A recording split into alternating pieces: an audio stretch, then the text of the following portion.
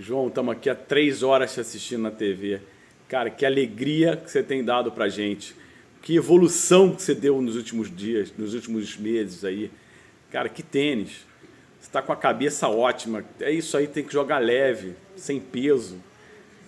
A gente só tá aqui sonhando, cara. Roland Garros, tem quase 30 anos que a gente viu o Guga 97 sair de 60 do mundo para ganhar esse campeonato. Esse campeonato interessa muito, né, cara?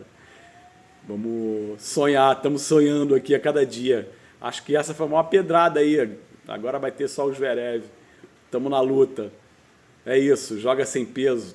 Teu tênis está absurdo. Parabéns, cara. Vamos te ver direto.